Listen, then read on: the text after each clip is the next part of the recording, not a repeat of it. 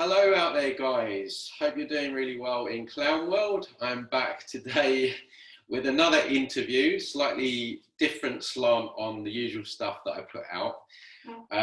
I became aware of this person's work a few months ago, really, actually through memes.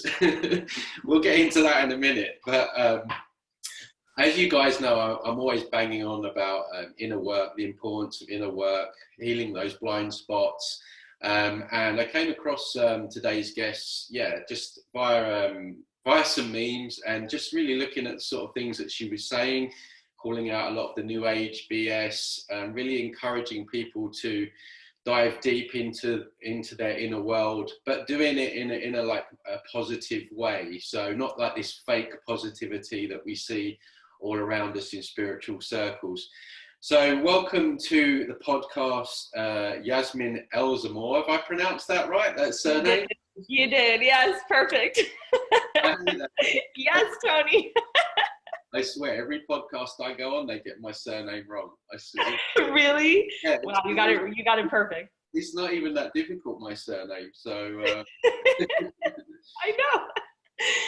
But Yasmin is a relationship coach stroke mentor, but as we were discussing off air, your work has morphed into many different things, many different modalities, as the same as mine.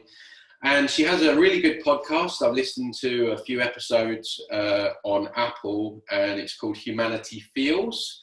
So I'll put all the links in the description below to contact her. But welcome, Yasmin. How are you doing out there in this circus? Thank you, Tony. Oh my God. I mean, right now I'm in New York City and it's very dense here for sure. It's one of the major cities that you could feel, the density radiating. So I'm like trying to stay as grounded as possible, and it could get a little hard, but I'm doing it. So I'm doing it. It's really challenging, isn't it? There seems to be certain areas in the world, particularly the cities, especially if you're like energy sensitive, that challenging right now. For sure. New York City, like that's Matrix, like that, like when I think of the Matrix, I think of Times Square, New York City, so I honestly haven't even stepped foot in Manhattan. I live on the outskirts. Thankfully, I'm not in the middle of the city, but it's just, I'm like, oh, I don't even want to go there, I'm like, I have no desire. Everyone's walking there with everyone looks like a zombie. Everyone's in masks. I'm like, you know what? I'm not doing that. I'm not putting myself through that. Yeah. And people have lost their minds as well. I mean, we won't talk about this subject too much for censorship purposes, but, and purely because people are probably bored of listening to it, but I've noticed that people are just losing their minds. I went to get a bottle of water from the convenience store just down. Yeah. Like I barely go out these days because it's full of zombies, as you say. And this woman just started screaming and shouting at me because I've got to put a mask on to get in there. Her eyes just went demonic. It's crazy out there. It is. It's so wild. I mean, like you said before, I have to wake up every day and like really ground myself, because sometimes I'm like, is this real? Is this actually happening? Do you have because actually this might help me as well. Do you have like a ritual when you wake up? Not like a spiritual ritual, because I don't necessarily agree with us, but do you have a way of dealing with the world that we live in right now? Because I'm open to more ideas. Yeah. Honestly, like when I wake up, I love to just, work on grounding, and like working out, exercising, stretching. I think that's one of my main forms, because when I have like a lot of tension, I feel it. I feel the anxiety in my body. I'm like, okay, that's my body telling me to release, So I usually do that. Sometimes I might read. I need intellectual stimulation, so I definitely need to give myself that. And I'm like, I just feel like reading something. It doesn't have to be personal development. It could be something for fun, just to help myself kind of stop overthinking about everything that's going on. And I like to just, have maybe like a cup of tea and listen to some music. Like soothing. British tea? British tea. Honestly, yes. Really? Yes, I do. I drink some British tea for sure. Yeah, because I can't do coffee. I don't like to drink coffee. It's too much for me. Doesn't work for my body. So yeah, I just kind of do that. And then I feel good, and I'm like, okay, I'm ready to take on the day. I'm ready to get into my creative flow. That opens me up to be creative and do what I got to do during the day. But I really focus on those first few hours that I wake up, you know, by like really moving my body. Like that's what really helps me. Yeah. Yeah. This is what I found. It's like the world was quite challenging, let's say, to deal with before all of this.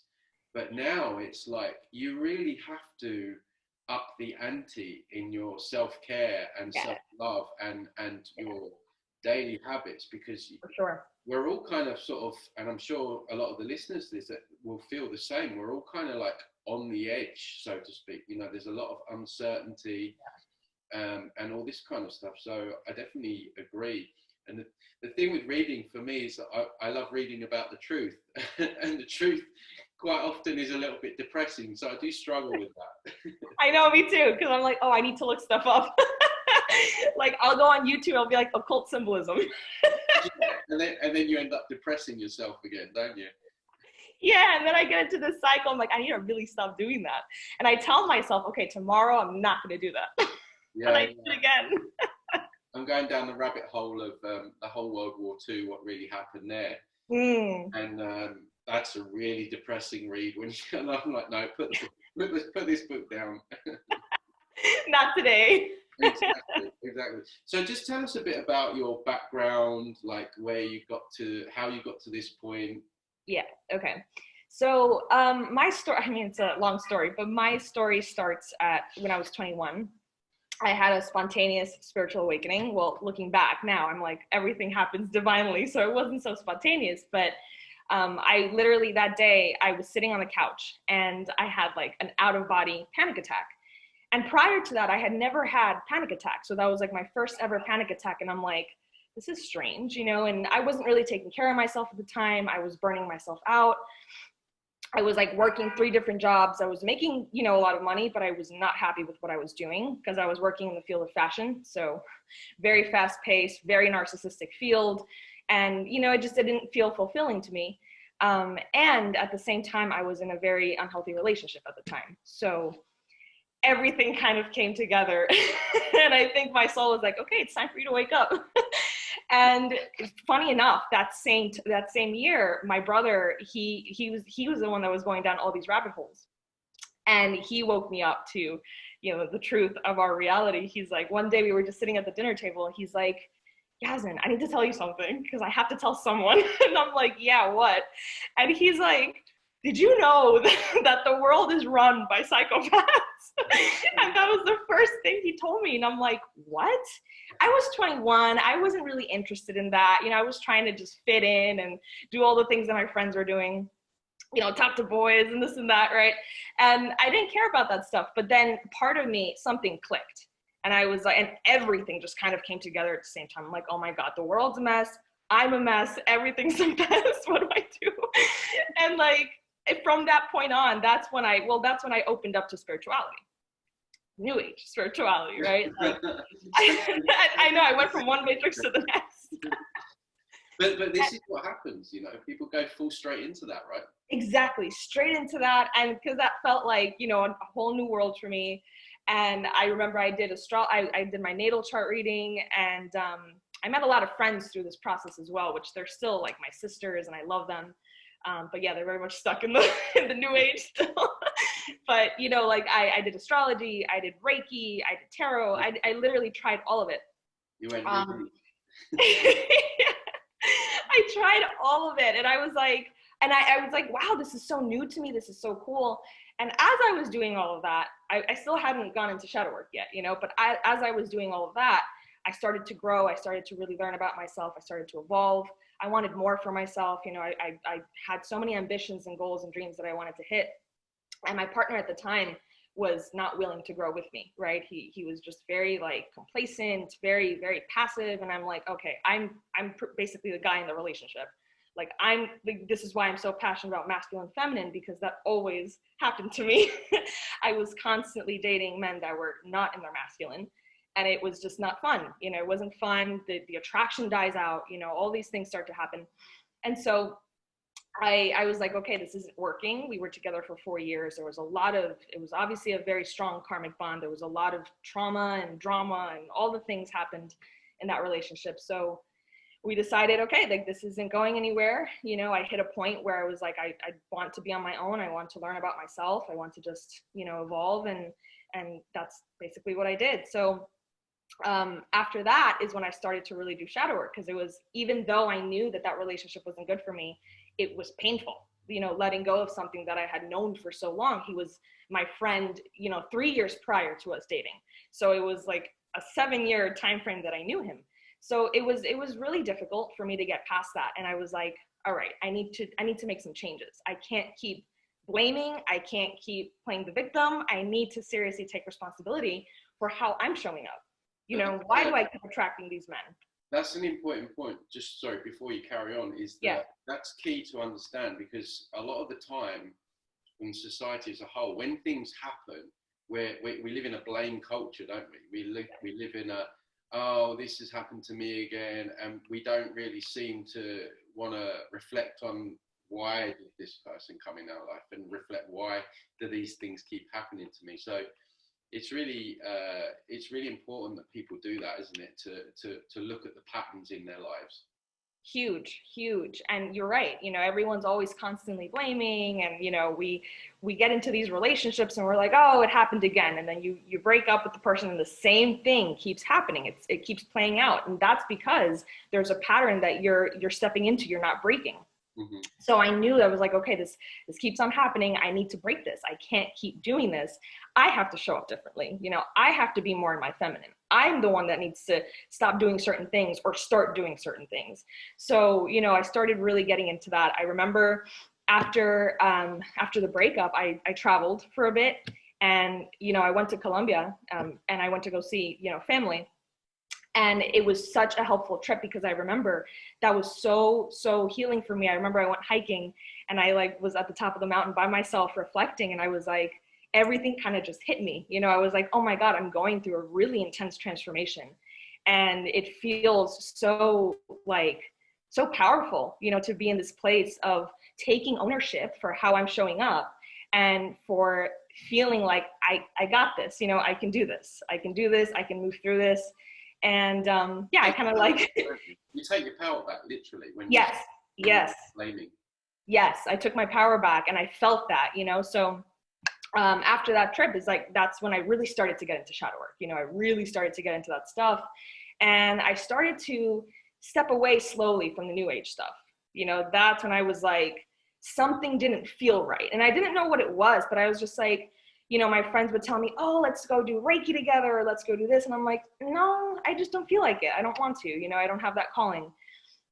And the same with like tarot cards and stuff. Like, all my friends were like, let's do readings and this. And I'm like, you know, that's not, I don't know, I don't want to. Don't you find, just quickly on that point, yeah, talk about it quite a lot, the whole tarot card, astrology, all it does is really facilitate people to stop growing and to stop taking action. Because if you can rely on a card or a sign, or you attract some person into your life and they were a double Aquarius with their moon bloody Sagittarius with the North Star facing left, and like, it's like, that's why that happened to me. It's not because, you know, there's some kind of unfilled part of me. So it's such a like massive way to spiritually bypass stuff. Absolutely. And I see it happening a lot. It's like, it's because they're a Capricorn.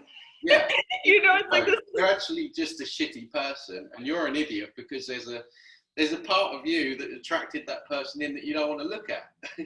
Exactly. So ultimately, full circle, it's your fault. That is so funny. It's so true. It does. It allows you to bypass. Yeah. And I was like, I'm done using these tools to bypass, because that's essentially what I was doing for so long. While I was in my relationship, I would do Reiki, and I would do, you know, tarot and all this stuff, and it would give me like this high, right? And I'd feel better, and I'm like, oh my God, I'm floating. I remember I would tell my friends, I'm like floating, I'm cloud 9, you guys, this is so great. And then the next day I'm like, wow, I'm depressed. I feel terrible. What happened? Where did the high go? You know? So I got so tired of that back and forth and being so emotionally unstable, you know, and like finding that stability outside of myself. It was like, that's it, no more. I really need to go inward. And you know, that's what I did, and that was my journey into shadow work. And also that's when I decided to become a relationship coach, because it's something that, you know, relationships in general is something we all have to deal with. You know, like we have relationships with family, coworkers, romantic ones. And in order for us to show up for the people that we love and for the people in our life, we need to show up for ourselves. So the relationship with ourselves is, of course, first and foremost, the most important one. Ultimately, that's where everything starts. Yeah, absolutely. Yeah, people, relationship nowadays are, if you want to know where your blind spots are, just have a relationship. Oh yeah, yep, exactly.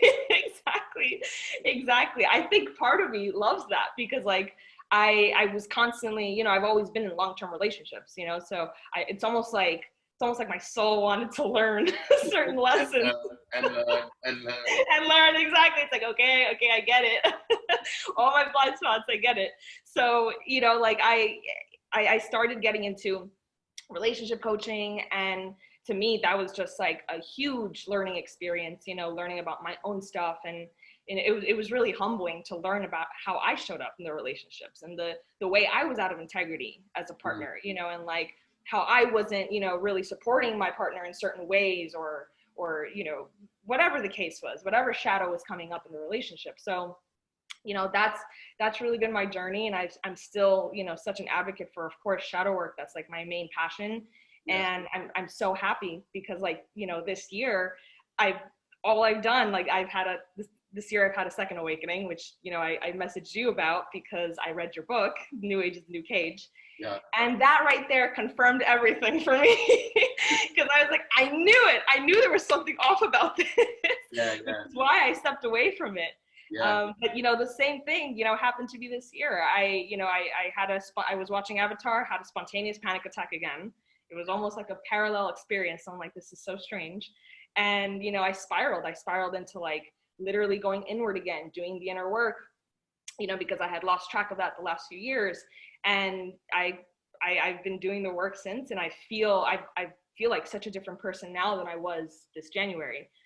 Because I've really worked on myself, and I've really like told myself, nope, no more, not getting complacent, you know, because last year I got super complacent. I wasn't working out. I wasn't working on myself. I got into like this habit of burning myself out, distracting myself in certain ways from what was going on in the world and stuff. And then this year I'm like, no more. This is where it stops. And then you got hit again for the second time. Exactly. Exactly.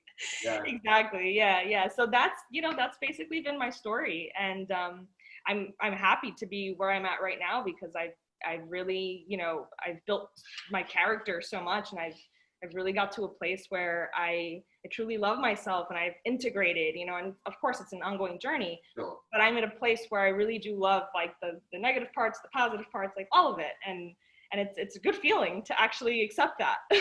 Yes. Yeah, absolutely. No, it's great. It's a interesting journey, similar to my own, where you just get tired of the bullshit, don't you? It's just, and then it just, everything sort of comes together, like relationship work. It's like, no. And then it's almost like an invitation to start again, to start in terms of aligning yourself with the new knowledge that you have. But interesting. So just going back again to well, let's talk about triggers. Let's do that. This whole illness scenario that's playing out right now. Yeah. Let's call it that. It's been a huge trigger. And for myself, I've also done a lot of work on myself, and like you, I'm not the finished article. There's always sort of blind spots, but I noticed how triggered I was, you know, when the first lockdown came, like super triggered. And the whole thing really has been one big trigger for a lot of people. And I think it's because a lot of us, we were made to feel sort of unworthy, not good enough. A lot of us, you know, went through bullying. Tends to be The people that are sort of more aware, let's say, are kind of sensitive, a bit more sensitive, empathic. Yeah. And I feel that if I hadn't have done a lot of the work that I've done myself, it would have been way worse. I mean, I was triggered enough as it is. Have you experienced similar with the clients and yourself with this whole? Absolutely. Yeah. That's a really big trigger for myself, actually. I actually thought about this the other day because I made a connection as to why I feel so triggered by this and why I feel triggered by like this confinement, you know. As a kid, I always felt very confined in school. You know, like authority was something I always like struggled with. And it's funny because I didn't get bullied by students. I got bullied by teachers. Like, because I was, you know, I was pretty smart in school and I always knew more and I always wanted to do things my way. I always had like different ways of thinking, very eccentric ways of thinking. And my teachers would kind of shut me down for that. And I would feel that very deeply because I was a very sensitive kid. And no one around me really understood because I was so sensitive that like my family, my parents really couldn't hold that space for me. Like they really didn't get it. They were wonderful people, but you know, they didn't understand to that extent. And I also noticed that like growing up, my dad was very, very strict and very confining, you know, very overprotective. Which there were good parts of that because, you know, I am the woman I am today because of that. You know, he really like, you know, the morals that I have from my dad, amazing, really amazing morals and values that he gave me. But at the same time, it got to a point where it was just so confining that it would bother me, would trigger me as a kid. Cause I'm like, I'm not even doing anything wrong. Why are you like, you know, like suffocating me? And now I notice like, oh, the government's kind of doing the same thing with us, like suffocating us, you know? And it's almost like this feeling of like, I remembered my childhood, you know, when the first lockdown happened. And again, like I got into like this panic mode of like, and this anger too. I felt like this anger in my body, and I was like, oh my goodness, like this feels familiar. This feeling feels familiar. And I've had clients that told me the same thing. Oh, you know, like as a kid, I was always like confined. I felt restricted, and I feel really angry now with everything that's going on. I'm like, it seems to be a pattern that we all experience. Yeah, absolutely, and it's been really important for me to be able to deal with this, to go into those memories and try and resolve some of those. I refer to them as holographic imprints that are kind of stuck there in time and space. To be able to deal with this whole situation, because the whole event is just one big trigger, isn't it? So yeah, absolutely. It's just one massive trigger.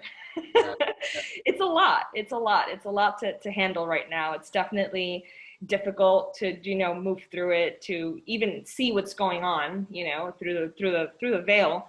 But, you know, it's so important that we take this time to reflect on why we feel the way we feel. Now that we have the time to do that, take the opportunity, because there's a reason for it. You know, there's a reason for you having this space and time to be by yourself, so you can collect your thoughts and you can, you know, learn more about what it is that bothers you, what it is that you enjoy doing, and all that stuff. So, you know, that's what I'm using this time for. Yeah, sure. And I encourage people, like, whenever they feel any kind of trigger, that is something there that needs to be resolved. Yeah. It's always about you rather than what the person is doing. Right. So, do you find the same? Right. Exactly. And also, like, a lot of these triggers are because of past experiences, you know, so if you can like kind of go backwards and you're like, okay, when did I first experience something like this? You know, and if you really like sit with yourself and you reflect on it, it'll come up. Your body remembers, you know, all these things. Your body keeps score of the things that have happened to you. So, you know, it's important that we do that. Yeah. I went back to a memory whereby I was kind of in my mum's womb, right? Wow. And I when I was communicating with myself, it turns out that I didn't want to be born again. There was this huge resistance to wanting to actually be born. So a lot of what I was getting triggered about at the time had stemmed from this unborn baby, and gone back to that sort of other similar memories whereby consciously I have no recollection, but it's all hidden in the subconscious, isn't it?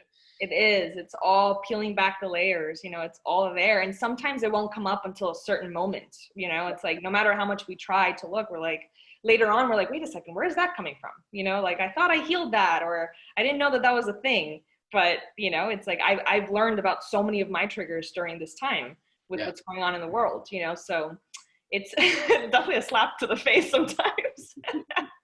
Absolutely, absolutely. Yeah, you really get to know yourself on a really intimate level, and you know why you act the way you do, and when that came in, and it really is. It's not an easy journey to go down, but it's worth it, isn't it? Yeah, definitely worth it. Definitely worth it. It's not for the faint-hearted, that's for sure. You know, I always say that when people go through a dark night, like I always tell them, congratulations. Because like, wow, it's hard. It's not easy. It's not easy to sit with that pain, with that trauma that might be coming up for you. It's very challenging, and it's very scary to face, you know, your demons and your dark side. You know, things that maybe you've repressed for lifetimes, you know what I mean? You never know how far back you've repressed that. And to be able to see it again and to have it show up in front of you, like that takes, it's warrior, you know, warrior attitude. Absolutely. To take that. Yeah. Absolutely. Yeah, it's the bravest thing you can do. But I also, as well, because of all the new age bullshit, when people say to me, I've done a lot of inner work, I always think, and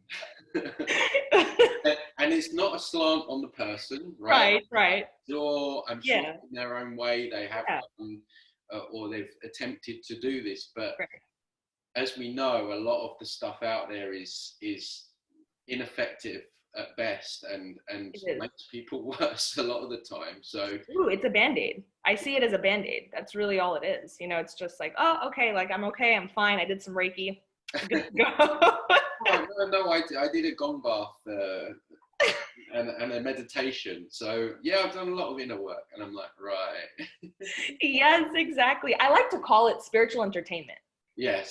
That's really all it is. It's spiritual entertainment. And it's very different from actual inner work, you know, and I've learned the difference now, you know, like two very different paths, and people confuse the two, of course, because we've all been there. We've all been deceived.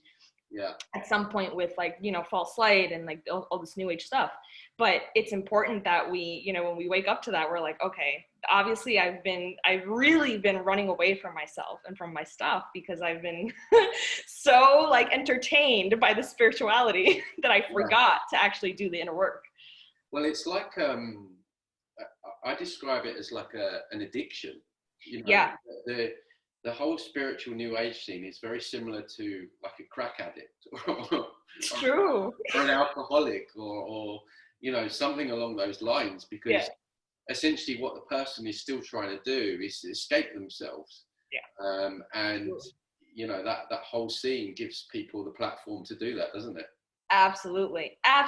And I know exactly that feeling, because I used to do it myself all the time. You know, I used to just go to these sound baths and all that stuff, and I'd be like, that's it, I'm healed, I'm done. Like, I don't have to work on my relationship issues. Or if I just go to the Peruvian jungle and take a cup of jungle juice, then that's going to resolve 30 years of deep trauma. That's another one. Yeah, like the ayahuasca and all that stuff, that's another one that like, and it opens you up to, you know, entities and stuff like that. Like I've always been very careful with that stuff, because I'm like, I don't play with my energy that way.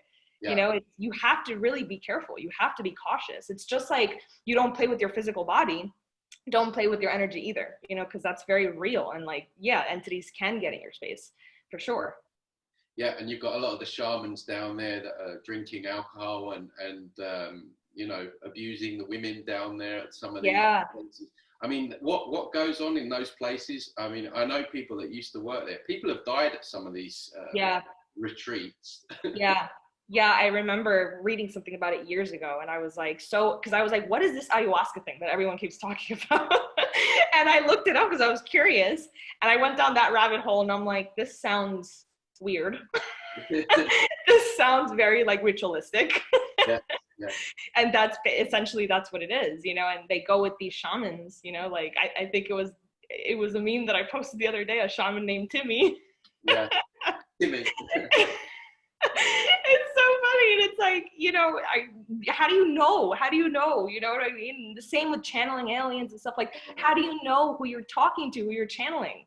Yeah. That's scary to me. That's really scary. It's like unknown, like wild card. You don't know who you're gonna get. One of like one of Satan's demons. Well, everyone's a shaman these days, aren't they? I mean, that's another thing that bugs me.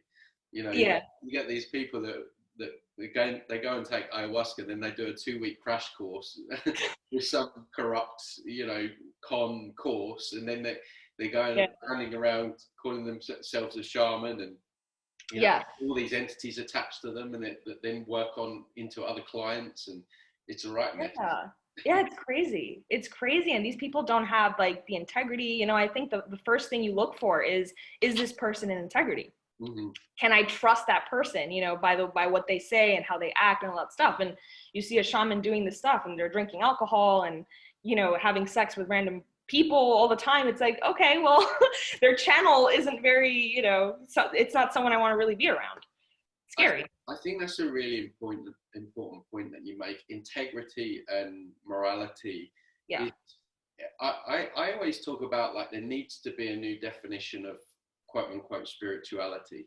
I don't even know if I like the term spirituality anymore, because I don't either. It's so corrupted. But there needs to be like some kind of new definition whereby it's based around those things: integrity, morality, and you know, nobody's perfect for sure, but you know, those core things, you know, like we mentioned there about working with people and you know, keeping your own energy clean and things like that. And you know, I think that's very much missing. And I've seen it, like I've been around some of these people, like some yoga teachers.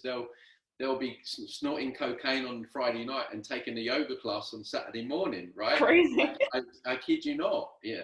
I had one channeler friend, well, she's not a friend anymore. This was the point where when I walked away from her, she told me she was, I found out that she took cocaine, but she was channeling information, right? Yeah, no lie. And she told me that the channels has said that it was something good to do with the cocoa plant, right? I kid you not, right? These people are out there. This is why it's dangerous. This is why people need to be so discerning, right? It's a mess. There's so many people out there like that. Not all of them, don't get me wrong, but you really do need to discern and really feel into that person and their energy and saying. Yeah. And people just because something is spiritual doesn't mean it's good. You know, it's kind of like just because something's an ancient practice doesn't mean it's good. Yeah. I always think to myself that it's like, just people are like, oh, but this is an ancient practice. You know, it's like, okay. Yes. Right. Well, wait a minute. We're enslaved right now. So like this is an ancient practice too. Being enslaved is an ancient practice too. It's modern day slavery, you know. So, you know, it doesn't matter. It doesn't matter if it's an ancient practice. Like, it's just you're right. Using that discernment and knowing, like, what am I getting myself into? What is this person about? And studying them. Don't just like, you know, oh, you know, I love what this one post that they posted. I'm gonna go pay them thousands of dollars so they can heal me. You know, because first of all, no one can heal you anyway. You heal yourself ultimately. Any guide that is there for you is there to lead you back to your own heart. They're there to lead you back to yourself. Mm-hmm. So no one's there to like save you. No one's there to necessarily heal you or do anything for you. But yeah, it's just like learning, like, what is this person about? How does this person show up? You know, like learning and really observing from afar. And then you're like, okay, let's do this. Like, I'm ready. I want to do this. And I feel good about this person. Yeah, I always say there's nothing wrong with having someone to help you facilitate your healing. Yeah. But it's making sure that you discern that person and get a real feel for them. So you're absolutely right. But so just going back into your part of what you do is in terms of relationships. So just going back onto triggers.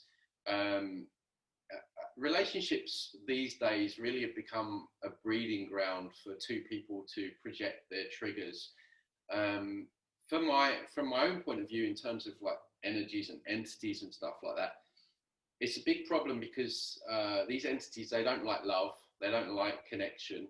So what I found down the years is that they will hook into people's wounds and they can cause arguments and really, so the other thing about doing this work, to have healthy relationships, for that reason alone, it's important, right?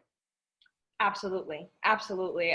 I love what you said, Tony, about like the entities part, because that's another part that people don't really talk about or even know about, you know, but you're right. And the same goes with like sex, you know, it's like during that moment, like entities can absolutely attach themselves. And also if you're not taking care of yourself sexually, you know, you're kind of expanding your energy in different places or through porn or through any of these tools that exist, then yeah, you're just kind of like opening that portal, you know, and that's very dangerous stuff. So that's one thing that I actually teach my clients as well, is learning the energetic perspective as well as, of course, the scientific perspective of like your attachment style and how you relate, you know, the nervous system, what happens like when you actually fall in love with someone, what happens after the, you know, that lovey-dovey part is over, It's you know? like a chemical reaction. Wears off after a while. I don't know. Yeah. Yeah, it's like it's just, there's just so much to it. There's so many parts to it. And I love getting into all of it, you know, both the spiritual and the scientific part as well. But yeah, it's fascinating to me because it's important that we know our stuff, so we're not constantly projecting it and we don't allow this portal to open up for these entities to get in. Yeah, absolutely. Just touch on, if you wouldn't mind, for people that may not know about attachment styles, because I've been down that rabbit hole as well, and I find it really fascinating. And seeing probably like yourself and every other person who's ever had a relationship, I've seen those dynamics play out. So just explain, just for the listeners, what those are. Yeah, of course. I love this too. Like, this is like one of my favorite stuff because it's fascinating to me. So yeah, your attachment style is basically the blueprint. You know, it's how you were raised, essentially, how you connected with like family when you were younger, and what you really saw playing out. You know, so there's three main types. There's the secure attachment style, there's the anxious, and there's the avoidant. And people always ask, like, you know, what if I'm more than one? Because sometimes you can be more than one. And yeah, you can change depending on who you're with, who you're dating. You know, obviously, if like you're a very intuitive person and you notice your partner's doing something weird behind your back, like, yeah, you're probably going to be a little bit more anxious, even if you are secure. You know, so it's important that we discern that too, and we really learn about how do I react in certain situations. You know, what's my go-to reaction? Is it anxious? Is it avoidant when I'm in conflict with my partner? That's the important part. When you're in conflict with your partner, or anyone really, you could use this for anyone, what happens? How do you react? Do you cling on to the person? Do you suffocate them? Or do you just detach and run away? You know, or are you, avoidant? Yeah, I switch back and forth. Like, I used to be very anxious, and then like, now I'm in a place where I'm more secure. Who have I attracted in my life over and over again? Anxious. Yeah, exactly. Match made in heaven. Yeah. It's true. It's like all these like, that's like because essentially both parties want the same thing. They want to be loved. They want to be seen. And that's their way of like, you know, asking for it, right? Asking for love and wanting love. So I always say, like, when you're avoidant or anxious, you don't be hard on yourself because you're not secure. You know, like, you can absolutely change it. It's not like, oh, that's it, I'm avoidant, this is an excuse for me to keep acting that way in a relationship. You know, yeah. You have to take responsibility and say, okay, well, yeah, this is how I was taught as a kid, or this is how I felt as a kid, but I can change that. I have the power to change that, and I can show up in a different way. And each time I feel like running away from something, I challenge myself and I remind myself. Self-awareness is, of course, very important in this. You remind yourself, like, okay, I'm not going to run away from this. I'm going to face it head on, and I'm going to talk to my partner. And if it helps, I'll take some space, you know, but then I come back and I talk about it, and I take it on head on. Same for an anxious person, you know, like, you take some space and then you act, you know, but it's important to be, to respond and not to react in these situations. So that's really how you start to change. And that's how your nervous system starts to change too. So, you know, I mean, I love talking about this because every time I have a client and they feel confused as to why is it that I always attract partners that just run away from me, and I'm like constantly like texting and wanting to suffocate them. I'm like, okay, you're very anxious and they're very avoidant. We have to get both of you like in a place where there's, you know, a middle ground. So you're not, you know, your nervous system is not acting up, and you're not scaring them and suffocating them either. And so you allow them to move forward to you as well. You know, you need to allow that person also to come forward. So yeah, it's really a dance. You know, it really is. Like relationships, all relationships are a dance. You know, it's learning the moves, learning how to understand your partner, having compassion too for when your partner does mess up, you know, not like being hard on them and saying, oh, like, see, I knew it, I'm breaking up with you, I'm leaving. You know, it's important to give your partner that love, that attention. Also learning the masculine, the feminine, huge. This is why a lot of relationships don't work out, because the woman's in her masculine and it repels the man. You know, it's like men don't want to be with a masculine woman. It's just, that's not attractive. It's not attractive. So a woman in her feminine who has grace, who's in touch with her intuition, her creativity, you know, like allows the man to step forward, allows the man to lead. That's really, really healthy. And I think we've forgotten those roles. Yeah, for sure. And modern day. Yeah. Sure, they've done a job with feminism and, you know, the whole emasculation of men and the estrogen in all the food and which turning men more feminine. So we're in a society where both sexes are essentially frustrated with each other. Yeah. As you say, females are in their masculine where they don't want to be.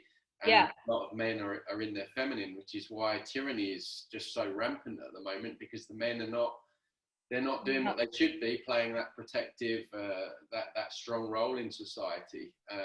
And I talk about it on the channel. It's a huge problem. So yeah, it is.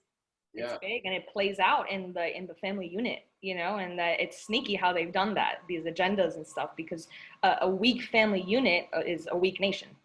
You know, like 100%, like everything starts within and everything starts in your home. You know, you fix that, you fix those dynamics, and then it starts to radiate outward, you know, so that I find that to be huge, very, very big. And yeah, I come with like a lot of my clients also feel, you know, like, oh, I don't know why I feel so repelled by my partner. I don't want to have sex with them. I'm not attracted to them. Like, yes, because you are in your masculine. He's in his feminine. But the female, they have to feel safe to be in their feminine. And when the male is in his feminine, then obviously they don't feel safe to do that. And it's a huge problem, really. Yeah, it is. It's a big mix up. There's just so much going on there too. So from all angles, you know, relationships are very complex from all angles. But just going back to the whole attachment styles, it's interesting when you look at why someone is, let's say, for anxious style. Yeah. Quite often there's been some kind of abandonment in childhood, a lot of broken homes. A lot of the time it's the father figure not being there, which that then creates the program of that whole imprint, which then plays out whereby they will enter into a relationship and feel like the person at any moment is just going to abandon them. Yeah. Which creates the kind of like needy, clingy behavior, right? Mm-hmm. Yeah. And obviously the opposite for the dismissive. Yeah. You know, maybe they were smothered, or quite often the dismissive will have been shown like warped versions of love, like maybe loved, but then maybe like they call it smacking, and you know, which is essentially kind of physical abuse. Yeah. So they don't feel safe around love, so then they'll run for the heels. So really interesting when you get into the dynamics of it all. Yeah, for sure. Yeah, it's fascinating, and you see it, you know, you see how it plays out in relationships, and you see it even in like, you know, friendships and at work and stuff like that, like with coworkers and all that. It plays out. It plays out, and it's important that, you know, we start taking responsibility for that. You know, what happened to us in childhood is not our fault, but what we do with our traumas and our insecurities is our responsibility as we get older, you know, because now we have the awareness. So yeah, it's really important. Yeah, it's really important, and just to look around you and see the type of people that you attract into your life. Yeah. Because unless we heal those programs, then we attract the same people just in a different spacesuit, right? Exactly. That's exactly it. It's Yeah. like, oh, not this person again. Exactly. In a prettier bow, maybe, you know, a prettier package. Yeah, oh, I know this one. It's just a different skin suit.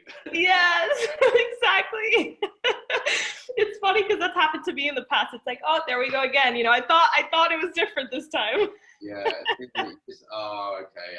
I haven't got to that part yet. even after 5 years. Oh my gosh, that's so funny. That is so funny. But just going back to triggers again, and for me, this is the most important part, or one of the most important parts of doing shadow work, inner work, is that there's not the emotional charge when something happens in life. I don't know if you've experienced the same, where something would normally trigger you. It's almost like you're a little bit more of a calm in the storm. You're able to just sail through, and it's not like bad things won't happen. It just means that you haven't got that emotional charge attached to it all the time, which of course the entities get in on. Yeah, yeah, exactly. And they enjoy that. They like, you know, they really get energy off of that. Yeah. Absolutely. Absolutely. Yeah.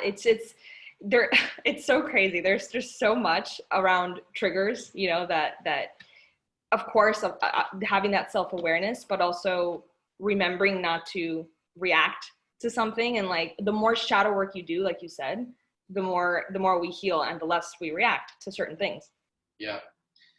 So in terms of, like, I've heard on the podcast that you talk about, like, remote, almost like remote viewing or regression, or that's kind of what I do and what I use with clients. Is that your main kind of modality that you use? Because obviously the people listening to this, we're all desperate for ways which are actually effective. So what sort of ways do you use to deal with all of this? So my main way is somatic like therapy. So it's really tuning into the body. Mm-hmm. I find that helps clients a lot because it's a grounded way to understand what's going on in the body. And I mean, I use this for myself whenever I feel something come up for me. It's like I just sit. It doesn't have to be in, you know, lotus pose meditation, but I just sit for like 5 to 10 minutes and I tune into where in my body do I feel uncomfortable. You know, is it my stomach? Is it my chest? Like, where do I feel anger?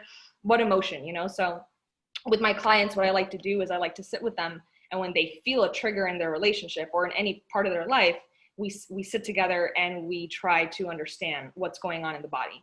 You know, like, where in the body do you feel it? Is there tension anywhere? What, you know, what texture is the emotion? What color do you feel the emotion is? And that helps them a lot, you know, because again, it's a very grounded approach, and it helps them actually like move through, you know, the actual emotion. Uh-huh. Yeah. Yeah, it's interesting because there's so many physical ailments that are caused by buried emotion. In fact, you could probably root back to all your physical ailments as some kind of trapped trauma or something that's unhealed. And I think this is a lot of why we have a cancer epidemic, at least not because of all the toxins in the food and everything, but right. There's just so much trauma in people that it has to come out some way. Yeah, exactly. And like, it's so funny because animals, when they have something traumatic happen to them, they shake, you know, and they move. Animals immediately shake it out and they move their body. We don't do that. We just store it and we go and we do like tarot. Yeah.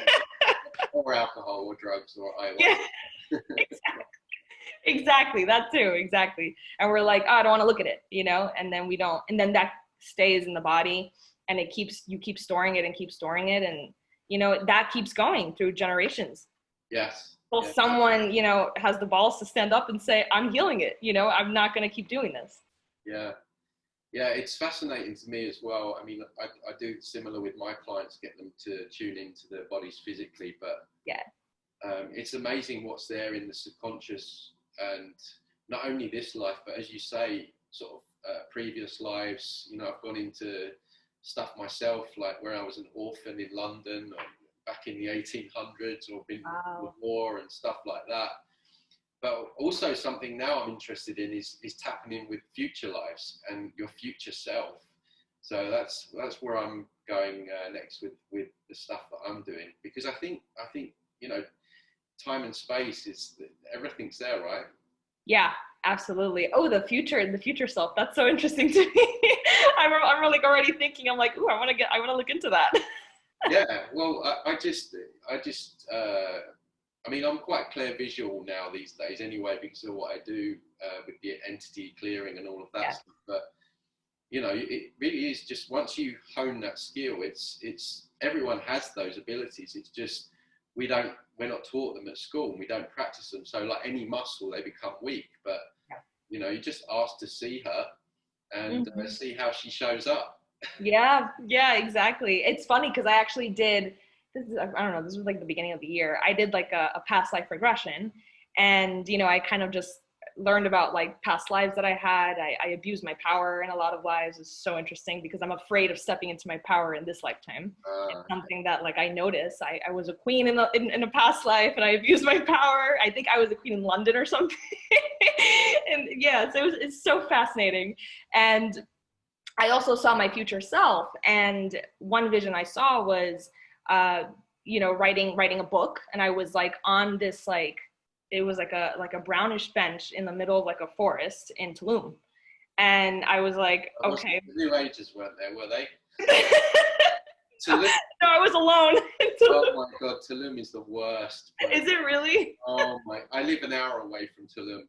Oh my goodness! Is it really? It's full of New Age. Oh no, that completely. Just doing ecstatic dances and then taking cocaine. Oh, that's like Burning Man or something like that. Like. Sorry, I interrupted. They do that. You mentioned Tulum. That's so funny. I'm glad you said that though. But yeah, I saw myself. We call them Tuluminati. Because people who live in Playa del Carmen don't like Tuluminati people, and people who live in Tulum don't like Playa people. That's, but I mean, I wonder why they're doing ecstatic dancing. When I lived, sorry, I've butted in and. No, this is so funny. We'll get back to you in a minute, but it's a funny story, right? So I went on, when I lived in Thailand, I went over to Koh Phangan to do a course. And Koh Phangan is like the Tulum of Thailand, right? It's like Bali. And I was only there to do some kind of shadow work course, right? And then I was getting the fuck out again, right? And this course, it ended up turning into like a bit new agey, and I was feeling a little bit uncomfortable as the days went on. And anyway, on the last day, they said, right, we're going to do a chakra release dance, right? Bearing in mind, at this point, I'm already, chakras are bullshit. They need removal. Right. They're an artificial implant. Right. And I was like, but I really just wanted to finish the course. So there was this ego part of me to just get through the day, but I had to sit through this ecstatic dance. And I've never seen anything more fucking freaky in my life. These people were like waving their arms about like this. And I was sitting on the mat. I didn't even get up. I was just observing all of this going on around me. Are you still there? Oh, are you? Yeah. And I just thought, this is so satanic what these people are doing, like making all these their tongues sticking out, and I'm like, this is so not me. What the hell am I doing? Tony, I would pay money to see you there. Honestly, it would have been funny just to see my face, but it was funny because the actual head of the course, I kind of knew her beforehand. Right. And she knew that I wasn't into chakras, and she kind of came over and like gave me the heads up. She was like, we're doing a chakra thing later, but you don't have to do it. And I'm like, a chakra thing? And she's like, yeah, it's just a little dance, but if you don't feel comfortable, just keep seated. I'm like, oh, well, all right, I'll just see. And then I was like, oh my God, these people are freaks. That's hilarious. Oh, I've got so many stories like that. I think I've been put in situations around these people Yeah. just to see how much bullshit flows out of them. For sure. Yeah. I mean, it helps your practice too. You know what I mean? It's like now I have experience seeing it firsthand. Anyway, you were under a tree in Tulum writing a book. Writing a book, yeah. And I was in Tulum, and yeah, I was just like, oh, that's interesting. I saw my future self, you know, like I just kind of went into that regression, and I found it really interesting. I'm like, Tulum, that's so random. I've never been to Tulum, you know, so, and I've never, I don't know, like I've never had a thought of like being there in the future, right? So I saw that and I'm like, that's so fascinating. And I knew Tulum was very new agey because a lot of my friends that are into that, they're like, oh my God, we're doing like a Reiki circle in Tulum. Like we're all gonna go together. Do you wanna come? It's like, no, no, thanks for the invite, you guys, but I think I'm gonna stay. So yeah, that's essentially it, but it's fascinating. The regressions are fascinating too. Yeah, I worked with a client. I said this on my last live, but I'll tell the story again because it's fascinating. But this client, he said, I've got this real fear about water. He's like, I'm scared of it. He said, I really want to swim, but I'm scared. And he said, I don't know why. Anyway, long story short, we went back into a previous life where he was a child, a disabled child, and his family couldn't afford to keep him. They were really, really poor. So they had to, essentially, they had to kill him, right? Wow. So they actually tied his feet up and put a rock and threw him in a lake or something. And he went into that, and as horrific as it sounds, the feedback I got after that was that it had really helped with his, you know, present day situation, his fear of water. So who knows what stuff's there in the background that we just, you know, this life, previous lives. I think that we've all had, you know, many of us here now probably had thousands of lives here. So there could be a lot of stuff there sort of in our DNA. So yeah, that stuff is so fascinating to me. I love looking into that. You know, it's like an endless, you know, encyclopedia where you can go back and look at like certain things and connect certain things, you know, and be like, okay, this is interesting. This is why, you know, certain things play out in this lifetime for me. The power thing, for example, is one thing that plays out for me in this lifetime. So it's good to know that, you know, and not blame and be like, that's it. That's why I'm powerless. Oh, well, not going to do anything about it. It's like, no, at least you know. So now you can like step into your power and show up differently. So absolutely. Yasmin, it's been a pleasure. I could talk to you all day about all of this stuff. I know, Tony. We gotta work together more. We gotta do more together. Yeah, we'll definitely get you on again. You're on the same page with the new age stuff as well. Yeah. So yeah. Just for the listeners out there, can you just recap how people can get hold of you, where they can find you? Yeah, of course. So my Instagram, my main account is at Yasmin Elzomor, and my website is currently being rebranded because as I'm transforming, so is my brand and my website. But that is humanityfields.com. Eventually, you know, it'll be up and running. And my podcast is Humanity Feels. That's my baby. That's where I put out a lot of content, and I'm excited to get you on there, Tony. It's going to be a fun conversation there too. Yeah. So yeah, anyone can just reach out. I'm also open to conversation, chatting. I don't bite, you know, talk to me if you want to. And yeah, that's about it. Thank you for having me on. That's great. No, thanks for your time. And it was lovely to meet you, and we'll get you on again soon. Yes, perfect, Tony. Thank you. Okay.